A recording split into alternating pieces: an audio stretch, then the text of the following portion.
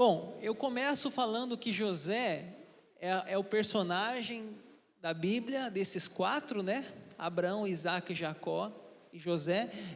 A história dele é a que mais ocupa espaço no livro de Gênesis.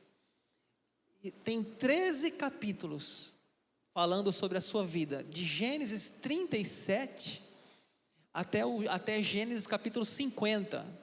É só sobre José, a sua história. Então, é claro que há algumas outras textos ali paralelos, mas o principal foco é a vida de José. Então, se você pode ler em casa também esse trecho essa semana, você pode de repente, se você não conhece nada da Bíblia, leia em casa Gênesis 37 até 50, que você vai ver tudo que eu falei aqui, vai estar nesses capítulos que eu estou resumindo hoje. E falar de José é muito bom, é muito gratificante, porque José para muitos é um dos personagens que mais amam, que mais gostam, que mais se identificam. Essa semana mesmo uma pessoa falou assim para mim: pastor, se eu pudesse casar com um homem da Bíblia, eu casava com José. Aí o marido dela estava perto, né? Ele olhou meio estranho assim, mas claro que é só uma possibilidade. José está morto, né? Então é um personagem assim muito querido, muito amado, é um personagem muito benquisto, porque a vida dele é uma vida exemplar. José, ele tem uma vida assim de referência, não teve nenhuma queda, nenhum pecado, nenhum desvio. Ele é um homem que começou bem, continuou bem e terminou bem, né? A Bíblia, ela mostra os erros, as falhas, como Davi. Você sabe que Davi tem um momento que ele fraquejou, assim também como Abraão, ele fraquejou. O Isaac também mentiu a respeito da sua esposa ali.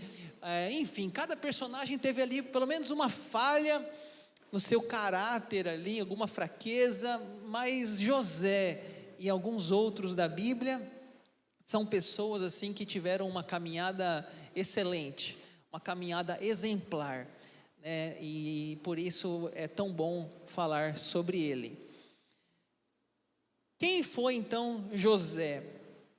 José foi o 11º filho de Jacó, né? O 11º. O pai dele teve 12 filhos, ele foi o 11º, o penúltimo a nascer. Só que o primeiro filho com a esposa Raquel. A mãe dele era estéril, demorou para ter filho, e quando ela teve, lá no final já, ela tem o filho José, né? Então ele é o filho da velhice do pai, né? Uma mistura de filho de pai e avô. Já teve lá tardiamente José nasceu, e ele é conhecido como José do Egito, né? Também José do Egito, porque ele viveu grande parte da sua vida lá no Egito. Ele era considerado o filho preferido. Olha o texto de Gênesis. Ora, Israel amava mais a José que a todos seus filhos, porque era filho da sua velhice, e fez-lhe uma túnica talar de mangas compridas. Veja que tem algumas coisas que se repetem na família, né? Abraão, teve um momento que Abraão mentiu, falando que Sara era a sua mulher. Depois o filho dele, Isaac, mentiu, falando que Rebeca era sua mulher, para fugir, era sua irmã, desculpa, para fugir do rei Abimeleque. Ele falou que ela era sua irmã. Abraão disse que Sara era sua irmã, e o filho dele, Isaac, disse que era sua irmã. Veja que repetiu esse problema na família. Há um outro problema também que a gente percebe, a preferência. A Bíblia fala que Isaac amava mais Esaú, e que Rebeca amava mais a Jacó. E agora Jacó, ele faz a mesma coisa. Jacó ama mais José, porque ele era o filho da velhice. O texto fala isso. Israel, né, ou Jacó, amava mais a José. Interessante essa questão que se repete nas famílias, né? Uma repetição. Por quê? Aquilo que a gente recebe da nossa família, a gente tem a tendência de repassar. por exemplo, eu tive um pai que mentia muito. Eu tinha um pai que mentia muito. Eu tenho a tendência de cair nesse mesmo pecado, a mentira. Eu tinha um pai que nunca me abraçou, que nunca me beijou, que nunca disse que me amava. Eu tenho a tendência de que eu também tenha dificuldade em abraçar, em beijar, em dizer que eu amo. Ou seja, algumas coisas repetem-se nas famílias, e assim também nos casos de família da Bíblia. Abraão, Isaque, Jacó e José, alguns comportamentos vão se repetindo, e esse comportamento aqui do filho preferido, mais uma vez, assombra a família de José. O pai dele deu um presente para ele. O texto fala: fez-lhe uma túnica talar de mangas compridas. Esse presente era um presente que estava dizendo algo por trás do presente. Você não precisa trabalhar. Por quê? Porque aquela manga, ela ia até os tornozelos, até aqui os punhos. Ou seja, como que uma pessoa vai trabalhar com uma roupa tão grande? Naqueles dias, eles trabalhavam sol a sol, carpindo, cultivando. Aquela roupa é como se o pai estivesse assim dizendo: você é meu filho querido, deixa os seus irmãos trabalhando e você não precisa trabalhar. Os demais filhos percebiam a preferência, percebiam o zelo, percebiam a predileção. Isso foi ruim. O texto diz assim, versículo 2: esta história de Jacó: tendo José 17 anos, apacentava os rebanhos com seus irmãos, sendo ainda jovem, acompanhava os filhos de Bila e os filhos de Zilpa, mulher de seu pai, e trazia más notícias deles, trazia más notícias. José, na sua inocência, era aquele dedo duro, era aquele fofoqueiro. Ele ia lá e falava: pai, o Rubem está fazendo aquilo errado. O pai, o fulano, ele fez isso aquele dia. E ele na sua inocência, na sua integridade, na sua imaturidade, ele começava a falar para os pais os erros dos irmãos. E isso foi virando o quê? Um barril de pólvora na família. Essa família estava prestes a explodir. Por quê? Porque além do pai ele ser o filho favorito, o pai dá uma túnica de mangas compridas, e ele ser o fofoqueiro dos filhos, aquela família estava já vivendo um clima ruim entre os irmãos. Chegou o ponto que, para complicar ainda mais a história, José tem 2 sonhos. O primeiro sonho, o texto diz: teve José um sonho e relatou aos seus irmãos, por isso odiaram ainda mais. Ou seja, por que ainda mais? Porque o ódio já estava sendo cultivado naquela família. Então, odiaram ainda mais. O primeiro sonho dele, ele sonha que os feixes de trigo curvavam a um feixe de trigo dele, os irmãos, como se os irmãos fossem esses feixes de trigo, e se curvando aos feixes de trigo dele. E ele, na inocência, ele relatou para os irmãos esse sonho. E aí, olha o que fala o verso 10: seus irmãos lhe tinham ciúmes. O pai, no entanto, considerava o caso consigo mesmo. Ou seja, ele foi lá e falou para o pai o sonho dele. O que os irmãos falaram? José, você está dizendo que nós vamos se curvar diante de você?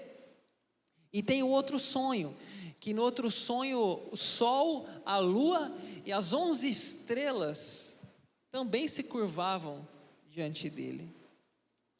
Você que conhece a história sabe que isso realmente aconteceu, e que esse sonho era uma espécie de revelação de Deus, era uma espécie de Deus estava mostrando o futuro, mas eles ainda não entendiam, e nem José não entendia o que era aquilo, que sonhos que eram aquele. E o pai então considerava o caso. O pai era um pouco mais maduro, do que os filhos. O pai ficava assim: será que isso é de Deus? será que esse sonho é uma revelação, né? Porque, gente, quando a gente fala de sonho, a gente tem que tomar muito cuidado com sonhos, tá? Porque realmente existem sonhos que são sonhos de Deus, são sonhos de revelação, mas também existem muitos sonhos da nossa ansiedade, da nossa preocupação, sonhos do nosso dia a dia. Você viu alguma coisa, falou com alguém, você chega e sonha com aquela pessoa, e a gente tem que tomar cuidado, porque às vezes você fala assim, sonhei que você estava morrendo, que você estava internado, a pessoa, ai meu Deus, será que vai acontecer alguma coisa? E aí não acontece nada, só foi um sonho. Então a gente tem que ter muita sabedoria, como o pai dele teve, né? Considerava, a gente tem que considerar, mas não adianta desesperar também, pedir a Deus que dê sabedoria para interpretar, porque tem sonhos, gente, que são meros sonhos humanos. Eu creio que são a maioria, inclusive, mas existem também sonhos espirituais, sonhos divinos, e aí a gente precisa ter muita sabedoria para saber como administrar essa mensagem, essa informação que Deus está passando para nós através de um sonho. Como eu disse, aquela família já era um barril de pólvora, e agora ela explodiu, jogando em uma cova o José. Verso 14, disse-lhe Israel, vai agora e vê se vão bem teus irmãos e o rebanho, e traze-me notícias. Assim o enviou do vale de Hebrom, e ele foi a Siquém. Então José, o filho favorito, aquele dedo duro, o fofoqueiro da família, ele vai lá ver as notícias, como se os irmãos estão, e ele chegava e falava real, falava, pai, está tendo isso, está tendo aquilo, os meninos estão fazendo coisa errada, os meninos estão pulando a cerca do vizinho, roubando goiaba. Ele falava mesmo, tudo é verdade para o pai. Então já era mal visto. Aí ele foi lá, e ainda mais tudo que eu já falei. Aí quando ele chega lá, os irmãos falam, lá vem o sonhador, né? O apelido de José, o sonhador. E os irmãos já estão por aqui com ele, eles vão dar um fim nele, vão matar José.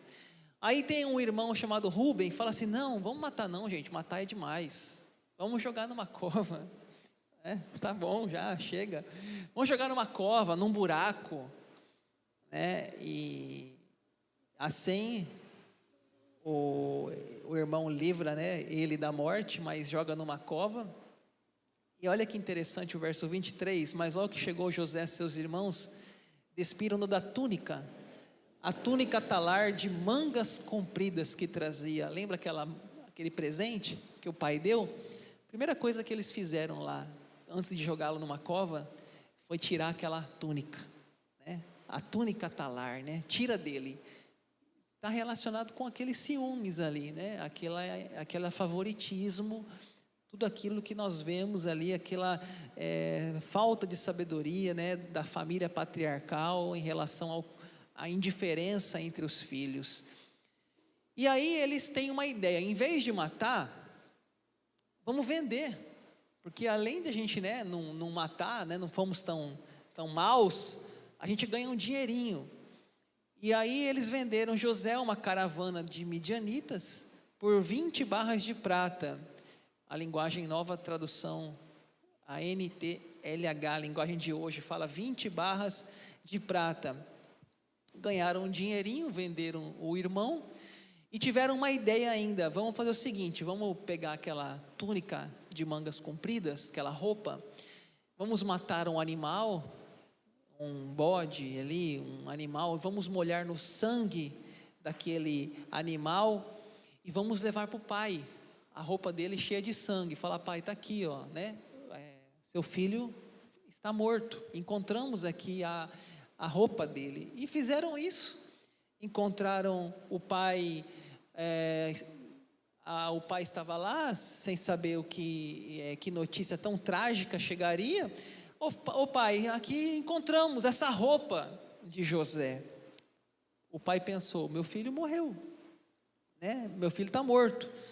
E assim o pai se despediu, né? O luto dele ali, acreditando na história dos irmãos de que José realmente havia sido morto, né? O menino não apareceu mais, passou um dia, 2 dias, 3 dias, uma semana, um ano, morreu, ficou essa história como a verdadeira.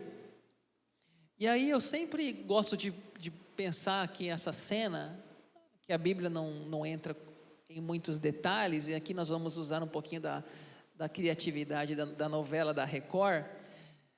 Imagine o sofrimento de José, né? Ele ser jogado numa cova, né? Ele ser vendido para uma caravana de pessoas que ele não conhecia. Eu falo assim, hoje, se acontecer uma coisa parecida como essa, hoje tem um posto da Polícia Rodoviária Federal a cada cidade ou a cada estado, no mínimo, você vai ter ali um posto da Rodoviária Federal. Então hoje existe uma certa proteção, né? Quando se fala em uma criança perdida, existem grupos de WhatsApp que compartilham pessoas desaparecidas. As pessoas têm hoje um CPF, tem um RG, tem uma certidão de nascimento. Quando você vai entrar no ônibus, é exigido que um menor de idade apresente a certidão de nascimento. Enfim, existem algumas coisas hoje que traz um pouco de proteção a um adolescente, a uma criança, mas naquela época não existia documento, não existia nenhum tipo de ajuda a José. Ele provavelmente, quando ele entrou naquela caravana, ele já foi algemado como escravo, e ali era o seu fim. Possivelmente nunca mais veria o seu pai, os seus irmãos, ia para um país distante, que ele nem sabia para onde estava sendo levado, lá seria revendido, ou seria uma mão de obra escrava, e desculpe a palavra, até mesmo sexual. O ser humano sempre foi mal para tantas coisas, e assim seria o seu fim. Então o coração dele ali, com certeza foi muito afetado, as suas emoções, a sua dignidade, né? Os seus irmãos o venderam de maneira tão brutal, tão maligna, e depois lá na frente, no capítulo 42, fala assim: então disseram uns aos outros, na verdade somos culpados no tocante a nosso irmão, pois lhe vimos a angústia da alma, quando nos rogava e não lhe acudimos, por isso não vem esta ansiedade, né? Olha o que fala, nós lhe vimos essa angústia da alma, ou seja, eles viram no rosto de José o medo, aqueles olhos cheios de medo, pedindo, por favor, não façam isso, tenham misericórdia, tenham compaixão, mas eles venderam José, e sem preocupar o que aconteceria com aquele irmão. José é revendido no Egito. Essa caravana de midianitas chega lá no Egito, possivelmente colocava essas pessoas como num balcão de vitrine, chegava, olhava os dentes, olhava o corpo, via se tinha alguma mutilação, se tinha algum defeito, dizia, não, esse vai ser um bom escravo, eu pago tantos reais, ou na época barras de prata, eu pago X por esse escravo. Era assim que era feito a escravidão, né? O ser humano como moeda de venda. E aí José, então, ele está lá agora no Egito como um escravo, como um serviçal. O corpo dele é para trabalhar, para servir. E chegamos na casa de Potifar, capítulo 39, o versículo 2, o Senhor era com José, que veio a ser homem próspero, e estava na casa do seu senhor egípcio. Uma coisa que vai repetir na vida de José, é essa frase, o Senhor era com José. Então ali está ele na casa de Potifar, ele é um escravo de Potifar, uma mão de obra, de trabalho, Mas ali o Potifar começa a ver em José coisas diferentes. Uma pessoa dedicada, uma pessoa séria, trabalhador. Ele começa a ver que José tem potencial para ir além de um simples trabalho escravo, de carregar peso. E assim José vai ganhando confiança, ganhando importância, e ele chega até a ser um mordomo de Potifar. Olha o verso 6, Potifar tudo o que tinha, confiou às mãos de José, de maneira que tendo-o por mordomo, de nada sabia, além do pão que se alimentava. José era formoso de porte e de aparência. Então chegou um ponto, José, de que tudo que tinha na casa de Potifar, era José que cuidava. Ele era uma pessoa de confiança, era aquele famoso braço direito. Tudo ele fazia, ele cuidava de tudo. E tem um detalhe no texto, ele era formoso de porte e de aparência. Ele era bonito de rosto e de corpo. Era o famoso saradão, né? Então, era um homem bonito, sarado, de corpo e de rosto. Então, chamava atenção. E por ele chamar atenção, trouxe uma coisa ruim, que a mulher do Potifar colocou os olhos nele. Aconteceu depois dessas coisas que a mulher de seu senhor pôs os olhos em José e lhe disse: deita-te comigo. Ele porém recusou e disse à mulher de seu senhor: tem-me por mordomo o meu senhor e não sabe de que há em casa, pois tudo que tem me passou ele às minhas mãos. Então aqui foi a cilada da vida dele, né? Aqui poderia ter sido a queda, mas como eu disse, José não teve nenhuma queda.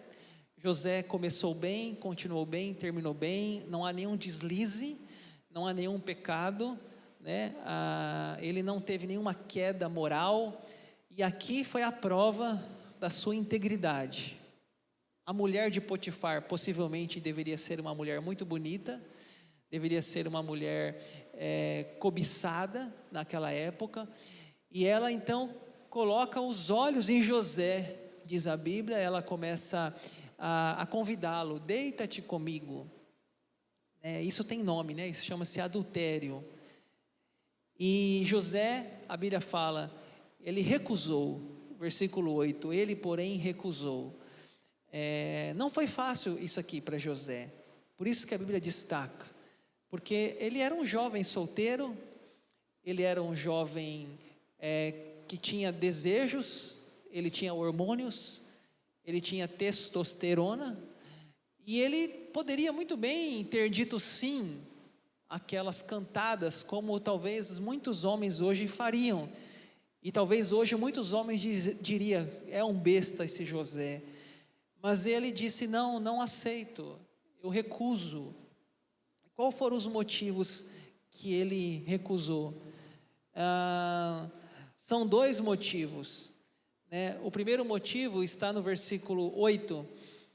Ele porém recusou e disse à mulher de seu senhor: tem-me por mordomo o meu senhor, e não sabe do que há em casa, pois tudo que tem me passou ele às minhas mãos, né? Então o primeiro motivo que ele recusou é porque ele tinha o chefe dele, o patrão dele, o Potifar, confiava nele, né? Ele colocou ele como mordomo, ele confiou, então ele precisava dar essa resposta. Ele não queria trair a confiança daquele que deu uma oportunidade para ele. E o segundo motivo está no verso 9: ele não é maior do que eu nesta casa, e nenhuma coisa me vedou, senão a ti, porque é sua mulher. Como, pois, eu cometeria tamanha maldade e pecaria contra Deus? O segundo motivo foi porque ele sabia que Deus, ele violaria um compromisso com Deus. Ninguém poderia ver, mas Deus veria. O patrão dele não saberia, mas Deus sabe. Então, como eu cometeria tamanha maldade e pecaria contra Deus? A maldade é o adultério, é a confiança, e o pecado contra Deus, que tudo sabe, que tudo vê. E ele então mostrou uma integridade. Nós agradecemos a José por essa atitude dele, porque nos mostra que é possível hoje um homem dizer não ao pecado sexual, dizer não ao adultério, dizer não à traição. José é um exemplo de santidade, fidelidade e de caráter. Há essa possibilidade de um ser humano vencer nessa área como José venceu. E por causa disso, a mulher mal amada, a mulher fez um show, deu um show de histeria. Ela começou a ficar com ódio, porque o José não aceitou, recuou, recusou, e ela então pegou um dia a ele e falou: você não quer no bem, vai ser no mal. Ela ia, ai meu Deus, ela ia estuprar o José, né? Já imaginou isso? E ela pega as roupas dele e ele sai correndo e deixa as roupas na mão dela, e ela começa a gritar: socorro! José está me violentando. Aí vem os funcionários lá e prendem José, e o nosso José vai ser preso por uma mentira de uma mulher mal amada, que não foi uma mulher que tinha problemas mentais, psicológicos, espirituais, que inventou toda uma mentira, e José foi inocentemente preso mais uma vez, está pagando um preço de uma vida de sofrimento, mais uma vez está colhendo um fruto que ele não plantou, né? Além de ser jogado na cova, traído pelos irmãos, agora ele está sendo preso por uma mentira da esposa de Potifar. Na prisão, mais uma vez vai aparecer a mesma frase: o Senhor era com José, e ele prosperava. Ele na prisão, ele vai ganhando confiança, ele vai ali crescendo, vai prosperando, vai ganhando reconhecimento. Os demais presos falam: poxa, esse rapaz é diferente, esse rapaz ele tem uma liderança, uma personalidade, um carisma, ele tem uma inteligência, ele é diferente, alguma coisa nele é diferente, Deus está com ele. E ali ele tem amigos que estão presos ali, pessoas, funcionários de Faraó. Um era o padeiro de Faraó e o outro era o copeiro de Faraó. E o copeiro de Faraó tem um sonho, José vai lá e interpreta o sonho. O padeiro de Faraó tem um sonho e José vai lá e interpreta o sonho. Só que a um José fala: olha, esse sonho seu é que você vai voltar para o palácio. E a outra ele fala: você vai morrer. E o que ele fala acontece. Um é reestabelecido na sua função, né? Que é o caso do copeiro. O copeiro volta a ser copeiro de Faraó, e o padeiro realmente foi morto devido a um sonho que ele teve, e foi o sonho real que ia acontecer. Mais uma vez mostrando que José tinha essa relação com sonho, essa capacidade de interpretar sonhos, que Deus tinha dado para ele esse dom, né? E assim ele faz na prisão, e ele faz um pedido. Ele fala para o copeiro que foi restabelecido, ele fala assim: olha, não esqueça de mim, eu estou aqui de forma injusta, lembre de mim quando você estiver lá com o Faraó. Mas diz a Bíblia que o copeiro se esquece dele, e o tempo passa, ele fica na prisão ainda por mais 2 anos, tá? 2 anos ele fica ainda preso, e Faraó tem um outro sonho. E nesse sonho, o Faraó, ele vê lá aquelas vacas gordas, as vacas magras, e ele não sabe, ninguém sabe dizer o que é aquele sonho. E o copeiro fala: ó, Faraó, quando eu estava na prisão, eu e o padeiro, um rapaz lá, ele revelou o sonho, e aconteceu o que ele falou. E Faraó diz: então chama esse homem, chama ele para a gente ver o que ele fala. Faraó mandou chamar a José e o fizeram sair à pressa da masmorra. Ele se barbeou, mudou de roupa e foi se apresentar a Faraó. Eu acho bonita aqui a atitude dele, né? Tipo assim, ele fala assim: é minha oportunidade. Ele se barbeia, ele muda de roupa, e aí ele fala assim: poxa, agora é minha chance, eu vou aproveitar essa oportunidade, né? Tem muita gente que é vitimista, né? O que é vitimista? Nunca vai dar certo, a vida só dá errado, tudo que eu faço dá errado, meus irmãos me jogaram na cova, agora a mulher lá, aquela louca lá, ela me mentiu, a vida acabou, ó céu, ó terra, ó morte, e fica naquela resmungando. O que adianta? Ele fala, não, eu tenho que aproveitar a oportunidade. E ele vai lá e fala, agora, eu vou lá falar com o faraó. E ele vai, né? E o faraó então fala do sonho que ele tem, fala para ele que ele viu as vacas gordas, que ele viu as vacas magras, e que ninguém sabia o que significava esse sonho. E ele fala assim, faraó, é o seguinte, virão 7 anos de fartura, e depois virão 7 anos de fome. Nos anos de fartura, faraó, guarda alimento, porque virão um tempo de fome, você precisa guardar, para que você nesse tempo de escassez, você tenha comida. E faraó fala, é isso, realmente você descobriu o sonho. E ele fala, José, agora põe alguém, põe um administrador, põe alguém para fazer isso para você, nomeie alguém. Aí fala, nomeia alguém? Eu estou diante do cara, você vai ser o cara, você vai ser essa pessoa, porque você teve a visão, você teve a resposta. E assim ele se torna o governador do Egito. O conselho foi agradável a Faraó e aos seus oficiais. Disse Faraó aos seus oficiais, acharíamos porventura homem como este, em que há o Espírito de Deus? Ou seja, esse rapaz é diferenciado, esse rapaz há algo nele diferente, há o Espírito de Deus sobre ele, ele tem essa capacidade de revelar sonhos, ele vai ser o nosso governador. Então José ali é encarregado de cuidar de tudo, não agora daquela casa de Potifar, que era um ministro, agora da casa do dono, do rei, do superior do Egito. Interessante, né? Ele poderia dizer assim, minha vida dá tudo errado, minha vida não vai para frente, mas não, a vida dele está indo para frente, a vida dele está só crescendo, a vida dele está só progredindo, não é? Por quê? Porque ele saiu lá da casa do pai, foi para a casa de Potifar, e agora ele agora é o governador do Egito, ou seja, mesmo que tudo está dando errado, todas as coisas conspiram contra ele, mas ele ainda está em crescimento, ele está desenvolvendo, está usando a sua vida para a glória de Deus. É assim a vida, gente.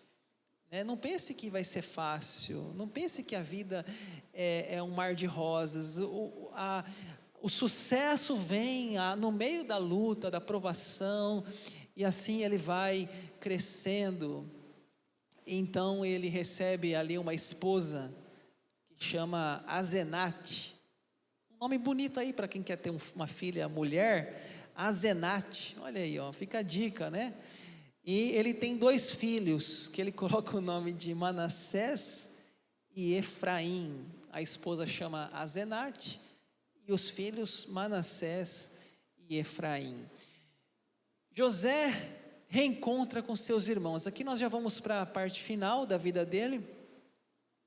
Você já conhece a história, mas talvez quem não conhece, a fome assolava a terra, 7 anos de fartura, 7 anos de escassez. Naquele tempo de escassez, o pai dele, Jacó, e o pai dos irmãos falou assim, olha, vocês vão ficar aqui olhando um para o outro, aqueles 11 irmãos, né? Vocês vão ficar aqui olhando um para o outro, nós estamos passando fome, vamos buscar comida, lá no Egito tem comida, vão lá. E vão os 10 irmãos, só fica o Benjamim, né? Vai os 10 lá no Egito buscar comida, só que eles não imaginam que quem é o governador do Egito é o irmão que eles venderam, que é o José. E quando eles chegam lá, eles não reconhecem, a Bíblia fala, que eles não reconhecem José, até porque José ali, ele estava com uma roupa diferente, talvez ele estava com um turbante na cabeça, talvez ele estava com uma roupa de oficial, e os irmãos estão daquele mesmo jeito, aquela mesma vida lá, aquela mesma barba, a mesma história de sempre, a mesma roupa de judeu, e José não, José é outra pessoa, ele mudou, ele está em outra cultura, ele está em uma outra fase, ele não é mais o mesmo. E aí a Bíblia fala que ele reconhece, porque até são 10, então ele vê um, vê outro, vê, não, é eles mesmo. E ele não é reconhecido. Inclusive ele falava por meio de um tradutor, diz a Bíblia. Ele não falou na língua dos irmãos, ele falou por meio de um tradutor, ele falou em egípcio com os irmãos. E aí ele faz alguns testes, eu não tenho tempo aqui para falar cada teste, ele meio que faz uma avaliação para ver se aqueles irmãos ainda continuam naquela maldade, naquele egoísmo, e até que enfim ele se revela aos irmãos, ele fala assim: eu sou José. É um momento de muita emoção, é um momento de muita choro. Ele pede para as pessoas saírem da sala, e ele se revela, ele fala assim: eu sou José. E ele diz esse texto que está ali na tela: agora pois não vos entristeçais, nem vos irriteis contra vós mesmos, por me haverdes vendido para aqui, porque para a conservação da vida, Deus me enviou adiante de vós. Ou seja, ele fala assim, não se preocupem com o que vocês fizeram, o que vocês fizeram, foi Deus que permitiu, foi Deus que preparou, Deus estava na frente de tudo, para que agora nossa família tivesse comida, porque agora eu sou governador, eu tenho comida, e depois inclusive ele traz o pai também, e traz toda a família, e a família vai morar no Egito, e depois vai nascer o nosso Moisés, que é o próximo capítulo da Bíblia lá, depois dos 50, o livro de Êxodo, e Moisés vai nascer naquele lugar, e vai ser chamado o príncipe do Egito, Moisés, por causa da história que vem antes, história de José, dos seus irmãos e de Jacó. E assim, ele morre, cumprindo o plano de Deus. Através da vida dele, Israel foi preservado, e ele assim deixou esse legado de um homem honesto, de um homem que viveu temendo a Deus, e que Deus prosperava o caminho dele. Como eu sempre faço, antes de encerrar, eu gostaria de trazer aqui algumas aplicações, para que essa mensagem não fique só no passado, mas que ela venha para nós hoje também, falando no nosso presente. E eu quero deixar aqui 3 aplicações. A primeira é sonhe, a segunda é trabalhe, e a terceira é perdoe. Eu acho que essas 3 características permeiam a vida de José. Primeiro, porque o apelido dele era sonhador. Lá vem o sonhador.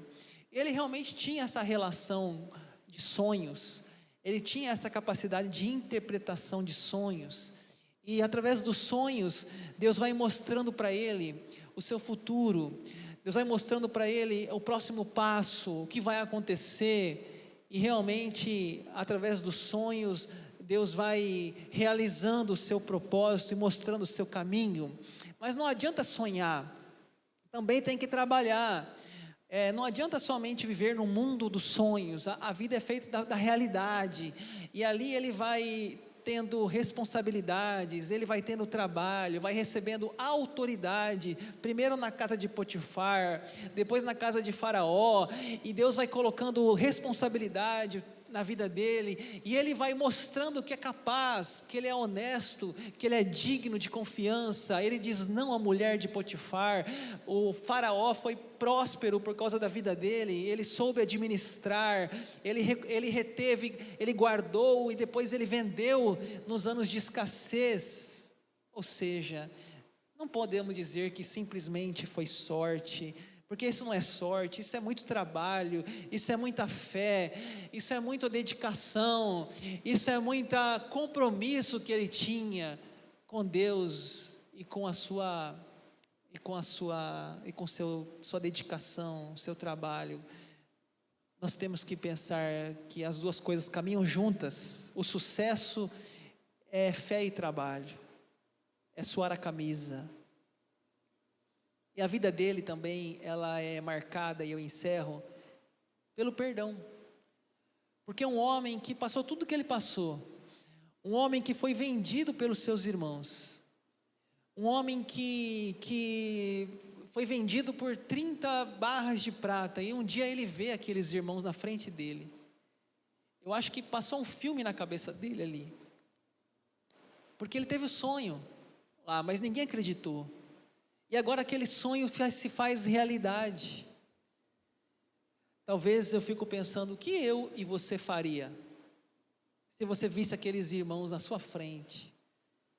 Talvez algumas pessoas diziam, vocês vão pagar tudo que vocês fizeram, tudo para a cadeia, nunca mais vocês vão ver a luz do sol, vocês vão pagar cada gota que eu chorei, vocês vão sofrer o que eu sofri.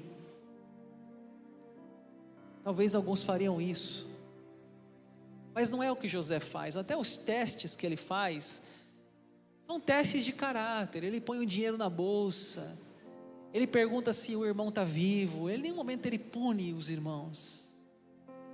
Os testes não estão relacionados com punição, os testes estão relacionados para ver se eles mudaram aquele coração duro deles. E agora José, ele diz assim, olha, vocês estão perdoados, porque não foi vocês que me mandaram para cá, mas foi Deus que permitiu vir para cá, para que eu conservasse em vida a nossa família.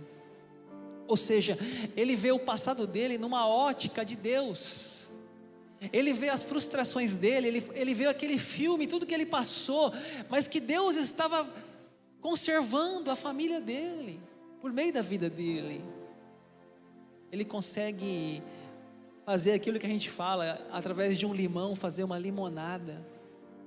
Ele tem consciência que Deus tem um propósito, ele tem consciência que os irmãos intentaram o mal, mas Deus transformou o mal em bem. Ele ficou 13 anos escravo, 13 anos escravo, e a vida dele se resume também no nome que ele deu aos filhos. Um filho se chamava Manassés, e um filho se chamava Efraim. Efraim significa, Deus me fez próspero. Realmente, um trabalhador prosperou. Mas o Manassés significa, Deus me fez esquecer. Deus me fez esquecer. Tem coisas na vida que a gente tem que esquecer, que não compensa a gente ficar guardando. Tem coisas na vida que é melhor deixar para trás, porque lembrar é sentir a dor novamente. Esquecer é dizer, vamos passar uma borracha nessa história, vamos virar a página. Até porque, gente, quem não perdoa é o que sofre. Se você não perdoa, você leva o seu inimigo para a sua cama, para o seu trabalho, para a sua mesa de comida. Você está almoçando lembrando daquele que te machucou. Você sai de férias, você leva aquela pessoa com você no Nordeste, na praia, fica pensando, fez mal para mim, fez aquilo para mim. Ou seja, o ato de perdoar é um ato de inteligência, para que você possa soltar essas correntes da mágoa, da amargura, do ressentimento, e você dizer, eu entrego para Deus, e transformar o limão na limonada, dizer, Deus fez algo em tudo isso, Deus trabalhou em tudo isso. Ou seja, eu não sou escravo do meu passado, o meu passado não me sepultou, mas o meu passado me trouxe lições, me trouxe ensinos. O meu passado é o meu professor e não o meu coveiro. Esquecer, ninguém esquece, ninguém tem amnésia, mas quando a gente perdoa, a gente consegue viver melhor. A gente consegue soltar aquela mágoa e ter paz, alegria. A vida de José nos ensina sobre o perdão. ele disse: eu perdoo vocês. Deus estava agindo em tudo isso que aconteceu. Deus estava agindo.